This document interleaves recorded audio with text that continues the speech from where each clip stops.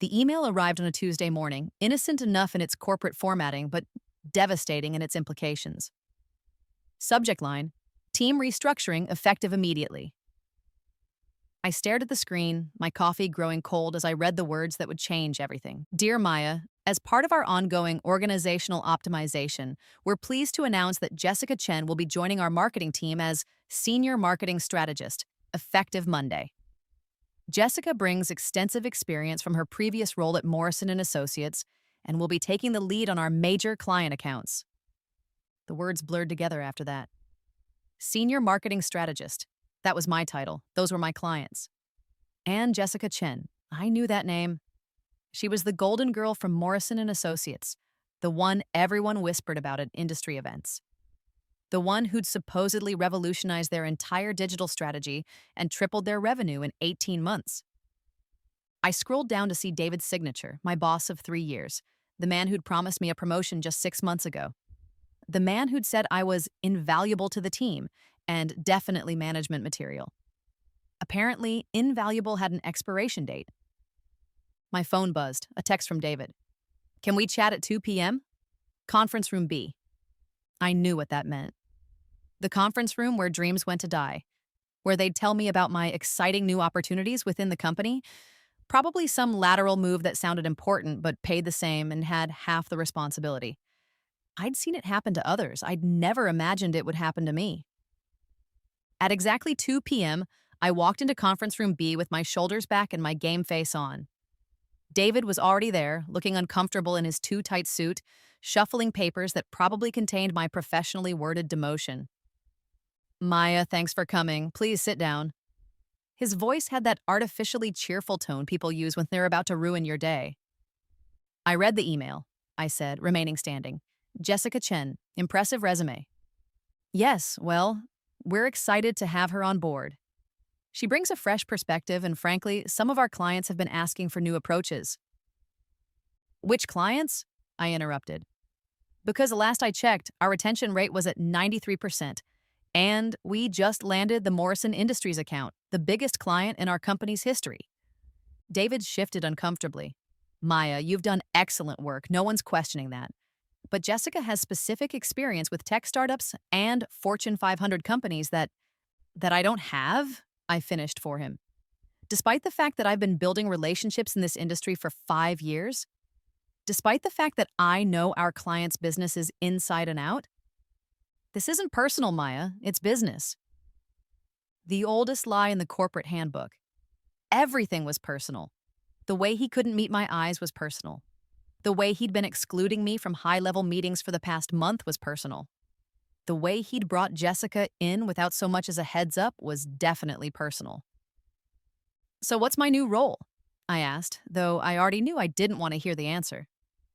Marketing coordinator. You'll be supporting Jessica and helping with the transition. Same department, and actually, we're prepared to offer a small salary adjustment to reflect your new responsibilities. A salary adjustment? Upward? I already knew the answer. Well, it's a different role with different expectations. I held up my hand. Let me save you the trouble, David. I quit. His eyes widened. This wasn't in his script. People were supposed to take their demotions gracefully, grateful to still have a job. They weren't supposed to walk away from steady paychecks and health insurance. Maya, let's not be hasty. Why don't you take some time to think about it? The corporate world is tough out there, and we're offering you job security. Security? I laughed, and it came out harsher than I intended. You just replaced me with someone you've never even worked with. What kind of security is that? I turned toward the door, then paused. By the way, David, you might want to check Jessica's references more carefully. I happen to know that the revolutionary digital strategy at Morrison & Associates was actually developed by their previous marketing director, the one who quit right before Jessica took credit for it. The look on his face told me he hadn't done his homework. But that was his problem now, not mine. I walked out of conference room B, past my former desk where a small, succulent plant still sat in its cheerful yellow pot, past the break room where I'd spent countless lunch hours dreaming about the promotion I'd never get, and straight out the front door. My hands were shaking as I sat in my car in the parking lot, the reality of what I'd just done sinking in. I'd quit my job. I had about 3 months of savings, a rental payment due in 2 weeks, and no backup plan. But for the first time in months, I could breathe. That night, I called my best friend Sarah, who listened to my dramatic retelling over a bottle of wine in my tiny apartment. "So, what are you going to do?" she asked, curled up on my secondhand couch. "I have no idea," I admitted. "Start job hunting, I guess. Update my LinkedIn. Try to explain in interviews why I left without having something else lined up." "Or," Sarah said, swirling her wine thoughtfully, "you could do that thing you're always talking about but never actually do." "What thing?" "Your own consulting business. You're always saying how these companies don't understand their own customers, how you could do their marketing strategies better than they can. Maybe it's time to prove it." I'd thought about it, of course. Every marketing professional had fantasized about going independent, being their own boss, keeping the profits from their own ideas. But it was a fantasy, like winning the lottery or finding out you were secretly royalty. "Sarah, I don't have the capital to start a business. I don't have a client base. I don't even have business cards." "You have something better," she said. "You have 5 years of experience, a portfolio of successful campaigns, and most importantly, you have nothing left to lose." She was right about the last part. Rock bottom had a way of making risky decisions feel like the only logical choice. The next morning, I did something I'd never done before.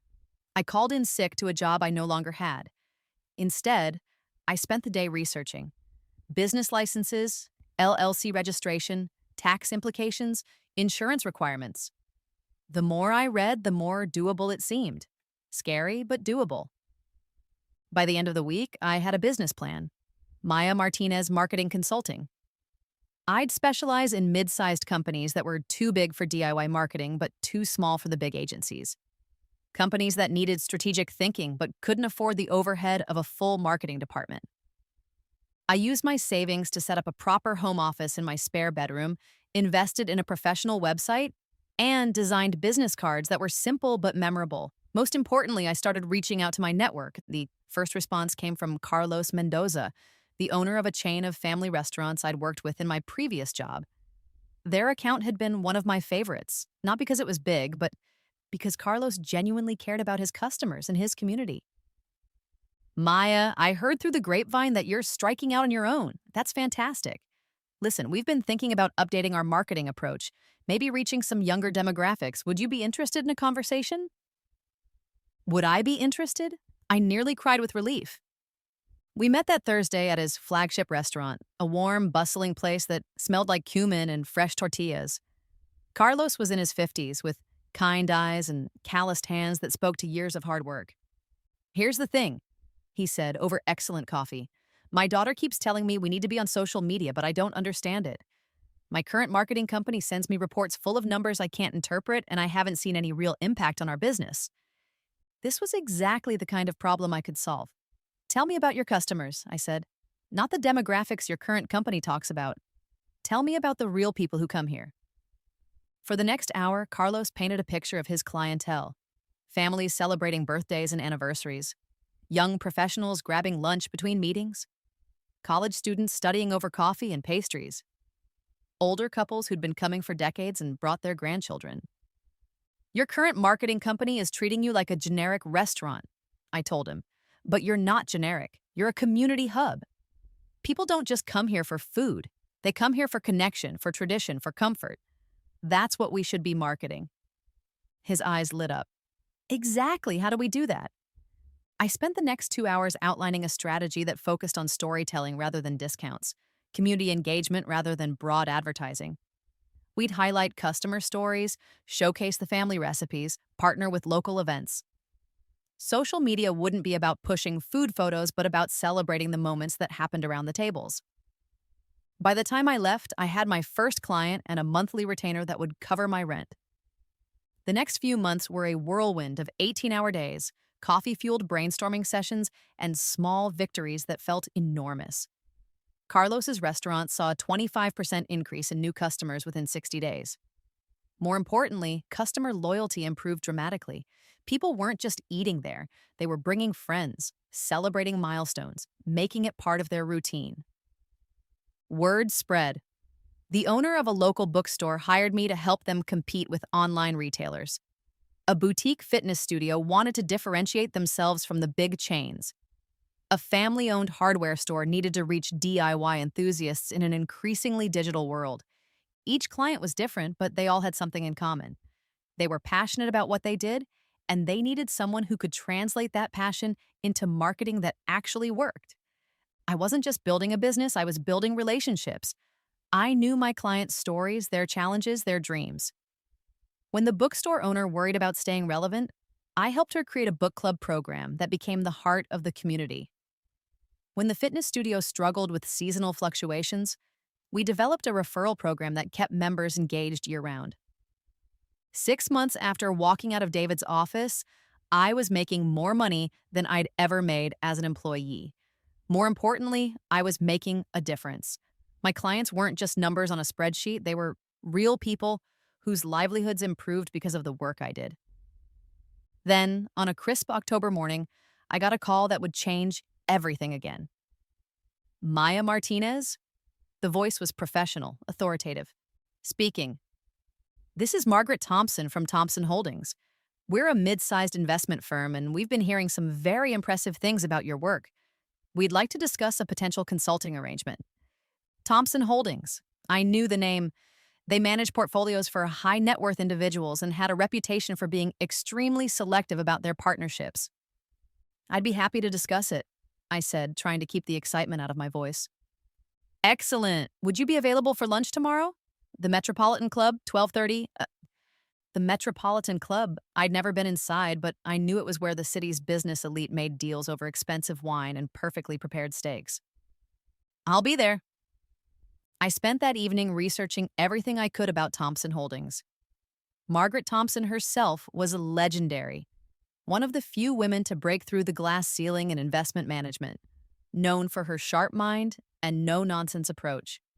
If she was interested in working with me, it could open doors I'd never even dreamed of knocking on. The Metropolitan Club was exactly as intimidating as I'd imagined. Rich wood paneling, crystal chandeliers, and the kind of hushed atmosphere that whispered of important conversations and seven-figure deals. I felt distinctly out of place in my best blazer until I reminded myself that I belonged here as much as anyone else. Margaret Thompson was easier to spot than I'd expected. She was the only woman in a room full of men in expensive suits, and she radiated the kind of confidence that comes from decades of proving yourself in rooms where you weren't originally welcome. Maya, she said, standing to shake my hand. Thank you for coming. I've been looking forward to this conversation. We made small talk through appetizers, the kind of professional chit-chat that was really an interview in disguise. She asked about my background, my approach to marketing, my thoughts on industry trends. I could tell she was evaluating not just my expertise, but my composure under pressure. Finally, over the main course, she got to the point. Maya, I'm going to be direct with you. Thompson Holdings is at a crossroads. We've been successful using traditional marketing methods, but our client base is aging, and we're not attracting the next generation of high earners. We need someone who can help us modernize our approach without losing our reputation for exclusivity and expertise. It was a fascinating challenge. How do you make an exclusive brand more accessible without diluting what makes it exclusive? Tell me about your ideal new client, I said. Successful entrepreneurs, tech executives, professionals who've built wealth through innovation rather than inheritance. People who value expertise but want to be partners in their financial planning rather than passive recipients of advice. And your current marketing approach? Referrals, mainly, some print advertising and financial publications. A website that, frankly, hasn't been updated since 2018. She grimaced slightly. We've been coasting on our reputation, but reputation alone isn't sustainable anymore. I could see the solution forming in my mind. You don't need to choose between exclusivity and accessibility, I told her. You need to redefine what exclusivity means. Instead of being exclusive because you're hard to find, you should be exclusive because you offer something no one else can. For the next hour, I outlined a strategy that would position Thompson Holdings not as an old money institution, but as the choice for new money with old school values. We'd showcase their expertise through thought leadership content, build trust through transparency, and create exclusivity through selectivity rather than secrecy. We'd tell the stories of successful partnerships, I explained, not naming names, but showing how your approach helped entrepreneurs navigate IPOs, how you helped tech executives diversify their stock portfolios, how you helped successful women invest in ways that align with their values. Margaret leaned back in her chair, considering. That's not at all what I expected to hear, but it makes sense. The goal isn't to appeal to everyone, I continued, is to appeal intensely to the right people. People who will recognize quality when they see it and be willing to pay for it. By the time coffee arrived, we were discussing implementation timelines and budget parameters.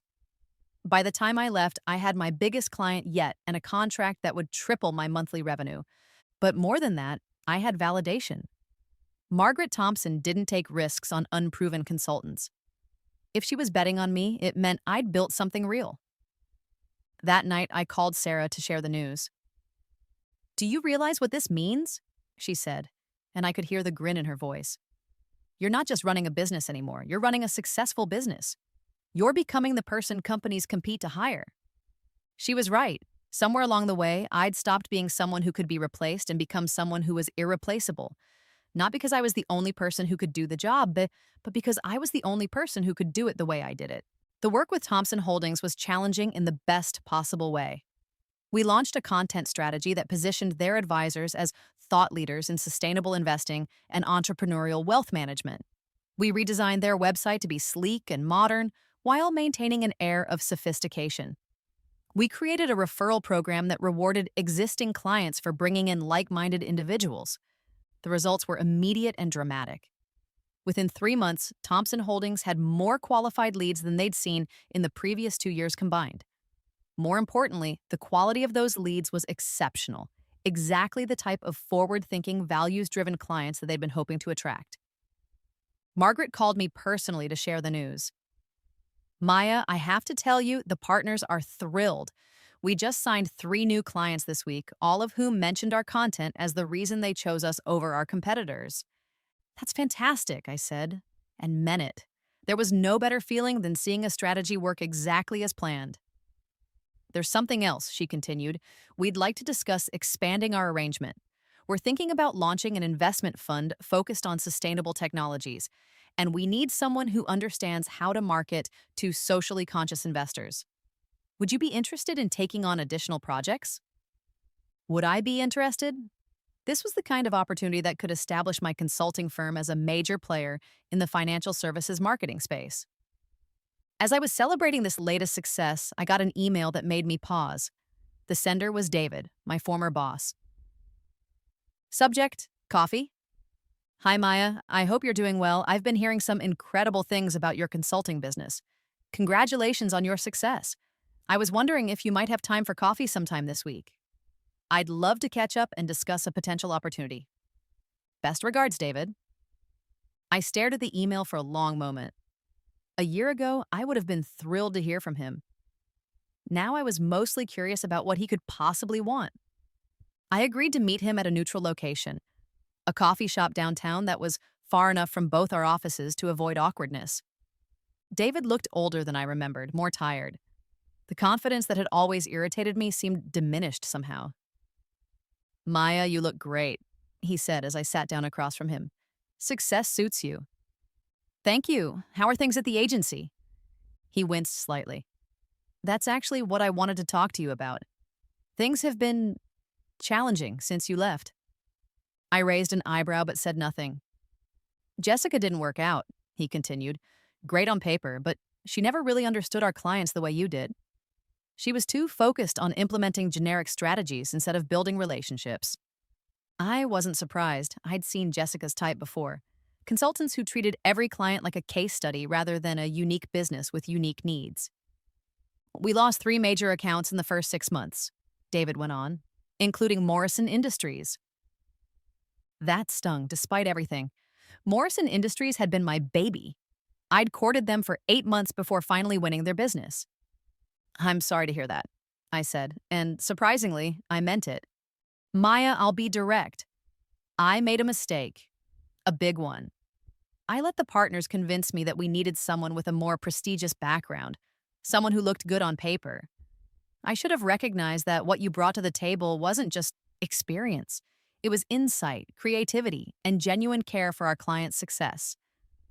It was the closest thing to an apology I was likely to get from David. I appreciate you saying that, I said carefully. Here's the thing, he continued, leaning forward. We'd like you to come back. Senior marketing strategist, same as before. Actually, we're prepared to offer you a significant raise and a clear path to partnership within 2 years. Partnership. 2 years ago, that would have been everything I wanted: the security, the prestige, the validation of being accepted into the inner circle. That's a generous offer, I said. You don't sound excited. I considered my words carefully. David, a year ago, I would have jumped at this opportunity, but things have changed. Because of the money, we can negotiate. It's not about money, I interrupted. It's about autonomy. It's about being able to choose my clients, develop strategies I believe in, and build something that's mine. He looked confused, as if the idea of turning down job security for independence was incomprehensible. Maya, consulting is risky. What happens when the economy takes a downturn? What happens when clients cut their marketing budgets? At least with us, you'd have stability. David, in the past year, I've built a client base that trusts me, work that challenges me, and income that exceeds what I was making before. More importantly, I've built something that can't be taken away from me by someone else's arbitrary decision. I could see that he still didn't understand. To him, job security meant having a boss, a steady paycheck, and clearly defined responsibilities. To me, job security meant being so good at what I did that clients competed to work with me. Will you at least think about it? He asked. I already have, I said gently. But thank you for the offer. It means a lot that you thought of me. As I walked back to my car, I felt a sense of closure I hadn't realized I needed. David's offer had forced me to articulate something I'd only felt intuitively: that success wasn't just about money or titles. It was about building something meaningful, something that reflected my values and utilized my unique strengths. That evening, I worked late in my home office, preparing for a presentation to a potential new client, a sustainable fashion startup that wanted to differentiate themselves in an increasingly crowded market. The work was challenging and exciting, requiring me to understand not just marketing principles, but also supply chain ethics, environmental impact, and changing consumer values. This was exactly the kind of project I loved: complex, meaningful, and requiring the kind of strategic thinking that went far beyond generic marketing tactics. My phone rang. It was Carlos, my first client. Maya, I hope I'm not calling too late. I wanted to give you some news. Of course, Carlos. What's going on? We just signed a lease for our 4th location. The landlord specifically mentioned that he'd been following our marketing and was impressed by how we'd built such a strong community presence. He said it's exactly the kind of tenant he wants in his building. I felt a surge of pride. This was why I did what I did, not just to increase sales numbers, but to help businesses become integral parts of their communities. That's incredible, Carlos. Congratulations.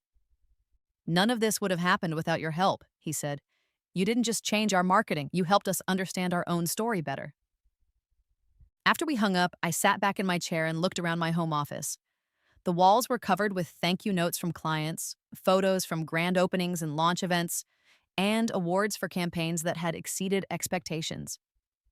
This wasn't just a business anymore, it was a testament to what happened when you combined expertise with genuine care for others' success. My laptop chimed with a new email, another referral, this time from Margaret Thompson. Maya, I hope you don't mind, but I gave your contact information to a colleague who runs a nonprofit focused on financial literacy for underserved communities. They're looking for someone who can help them reach their target audience more effectively. I told her you were exactly what she needed. Best, Margaret. I smiled as I typed my response. A nonprofit client would be a new challenge, requiring me to think about impact measurement in terms of community benefit rather than just financial returns. It was exactly the kind of project that would push me to grow while making a meaningful difference. 6 months later, I was preparing for the biggest presentation of my career. Thompson Holdings had been so pleased with my work that they'd recommended me to their parent company, a multinational investment firm looking to rebrand their approach to sustainable investing. The conference room was intimidating. Floor-to-ceiling windows overlooking the city, a table that could seat 20, and executives whose decisions affected billions of dollars. But I wasn't the same person who'd been nervous about lunch at the Metropolitan Club. I'd earned my place at this table. Ladies and gentlemen, I began, sustainable investing isn't just a trend. It's a fundamental shift in how we think about value creation. The question isn't whether your firm should adapt to this shift, but how quickly you can position yourselves as leaders in it. For the next hour, I presented a comprehensive strategy that would transform their brand from a traditional investment firm to a pioneer in sustainable finance. I showed them how to tell compelling stories about environmental impact without sacrificing financial performance, how to build trust with younger investors without alienating their existing client base, and how to create marketing materials that educated rather than just promoted. The questions were sharp and challenging, exactly what I'd expected from executives at this level. But I'd done my homework. Every strategy was backed by data, every recommendation supported by case studies from similar transformations I'd managed. When I finished, the room was quiet for a moment. Then the CEO leaned forward. "Miss Martinez, this is exactly the kind of strategic thinking we need. When can you start?" As I walked out of that building with a contract that would establish my firm as a major player in financial services marketing, I thought about the journey that had brought me here. A year and a half ago, I'd been someone who could be replaced at a moment's notice. Today, I was someone companies competed to hire. But the real transformation wasn't professional. It was personal.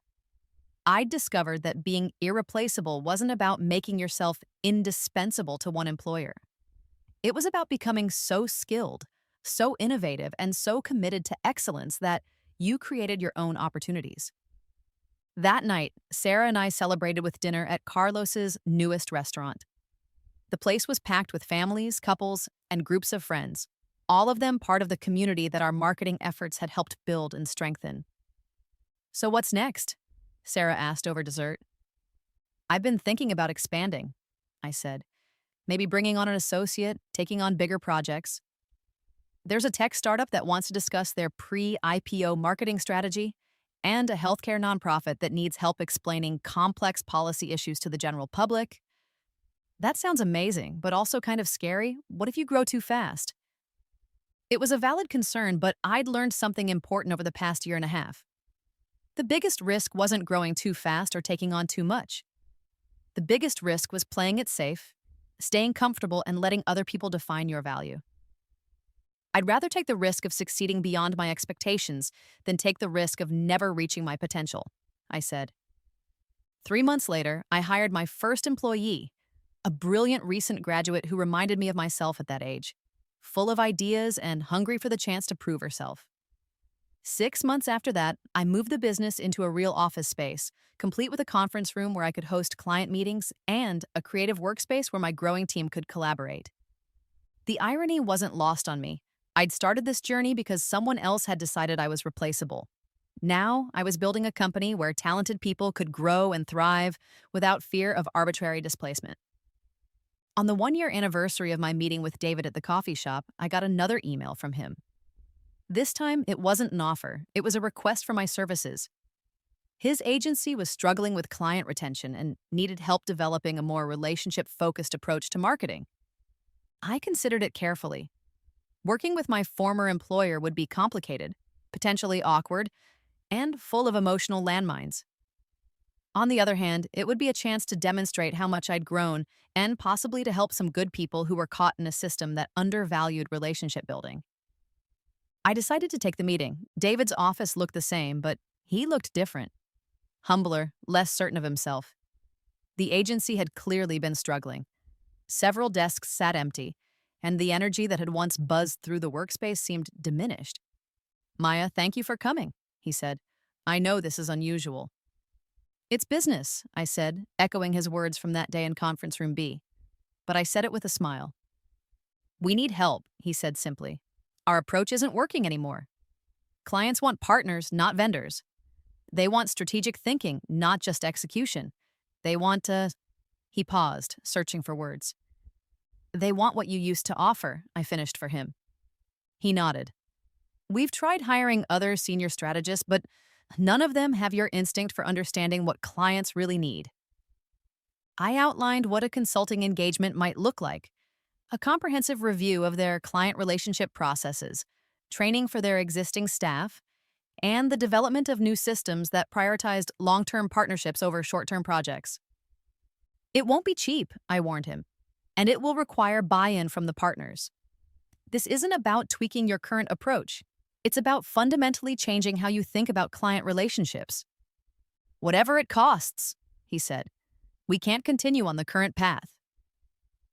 6 months later, David's agency had turned things around. They'd retained 2 major clients who had been planning to leave, won 3 new accounts through referrals, and most importantly, had created a workplace culture that valued strategic thinking and relationship building. On the last day of my engagement with them, David pulled me aside. I owe you an apology, he said, not just for how I handled your situation, but for not recognizing what we had when we had it. You've taught us more in 6 months than we learned in the previous 2 years. David, you don't owe me an apology. You made a business decision based on the information you had at the time. It didn't work out the way you planned, but that's not necessarily anyone's fault. Still, he said, I want you to know that I understand now what I missed before. You didn't just execute strategies. You understood people. You didn't just manage accounts. You built relationships. That's not something you can hire for. It's something that has to be developed over time. As I packed up my materials and prepared to leave, I felt a sense of completion. I'd come full circle, but from a position of strength rather than vulnerability. I wasn't the same person who'd walked out of conference room B. I was someone who had built something meaningful, who had proved her value not just to herself, but to an entire industry. 2 years after starting my consulting firm, I was invited to speak at the regional marketing conference, the same conference where I'd once listened to keynote speakers and wondered if I'd ever be successful enough to take their place on stage. My topic was building irreplaceable value in a replaceable world. And as I stood in front of 300 marketing professionals, I thought about how to distill everything I'd learned into actionable insights. The traditional model of job security is dead, I began. You can't count on loyalty from employers. You can't count on pensions. And you certainly can't count on staying in the same role for decades. But that doesn't mean you can't build security. It just means you have to build it differently.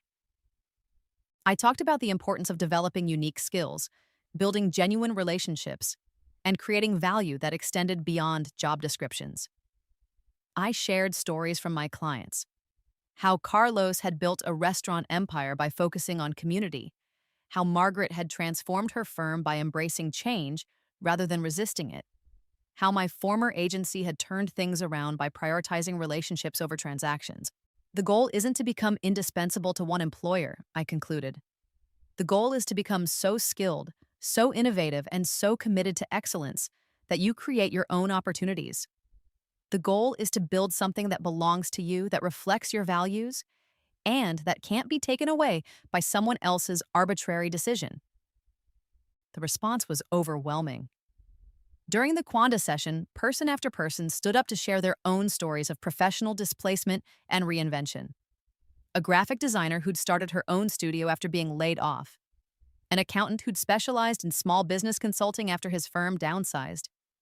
A marketing manager who'd launched a successful freelance career after her startup failed. Each story was different, but they all had the same theme: the moment when someone decided to stop waiting for security and started building it themselves. After my presentation, a young woman approached me. She reminded me of myself 3 years earlier, talented, hardworking, but trapped in a system that didn't value her contributions. I've been thinking about starting my own consulting practice, she said, but I'm scared. What if I fail? What if I can't find clients?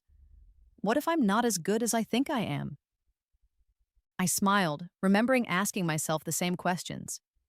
What if you succeed beyond your wildest expectations? What if you discover capabilities you didn't even know you had? What if the only thing standing between you and the career you really want is the decision to stop waiting for permission? But how do you know if you're ready? You're never ready, I told her. You just decide that the risk of staying where you are is greater than the risk of trying something new. 6 months later, she sent me an email with the subject line, "Thank you." She'd left her corporate job, started her own practice, and just signed her third client. More importantly, she was happier and more fulfilled than she'd ever been in traditional employment. That's when I realized something important. My journey hadn't just been about building a successful business, it had been about discovering a different definition of success entirely. Success wasn't about climbing someone else's ladder, it was about building your own. Today, 5 years after walking out of Conference Room B, my consulting firm employs 12 people and serves clients across 3 industries. We've helped dozens of businesses transform their marketing approaches, build stronger customer relationships, and achieve sustainable growth. But the real measure of success isn't the size of my business or the prestige of my clients. It's the fact that I wake up every morning excited about the work I'm going to do. It's the relationships I've built with people who started as clients and became genuine partners. It's the knowledge that I've created something meaningful, something that reflects my values and utilizes my unique strengths. Most importantly, it's the realization that being replaceable isn't a weakness, it's an opportunity. When someone decides you're replaceable, they're giving you the greatest gift possible, the freedom to build something better, something that truly belongs to you, something that can't be taken away by someone else's arbitrary decision. Jessica Chen, by the way, lasted exactly 8 months at David's agency before moving on to another position. I harbor no ill will toward her. She was just doing what she thought was best for her career, the same way I was. The difference is that I used the experience to build something lasting, while she continued moving from position to position, always dependent on someone else's opinion of her value. As for David, he eventually left the agency to start his own consultancy, focusing on helping businesses develop more authentic relationships with their customers. He credits our working relationship with teaching him the importance of prioritizing long-term partnerships over short-term gains. We occasionally collaborate on projects that require both strategic thinking and execution expertise. The irony is that by making me replaceable, David inadvertently made me irreplaceable, not to any single employer, but to an entire network of clients and colleagues who value what I bring to the table. He thought he was upgrading his team by bringing in someone with a more impressive resume. Instead, he taught me that the most impressive credential of all is the ability to create value that others recognize and respect. Sometimes I wonder what would have happened if I'd accepted the demotion, stayed safe, kept my steady paycheck and health insurance. I probably would have been fine, comfortable, secure, gradually growing more resentful as I watched less talented people get opportunities I deserved. Instead, I learned something invaluable. The only real security comes from knowing that you can create value wherever you go, that you can build relationships that transcend job titles, and that you can adapt and thrive, regardless of what changes the world throws at you. The business card on my desk reads, Maya Martinez, founder and CEO. But the title I'm most proud of is one that doesn't appear on any business card, Irreplaceable. Not because I can't be replaced, but because I've built something so uniquely valuable, so authentically me, that there's no one else quite like it. And that's a kind of security no employer can give you, and no employer can take away.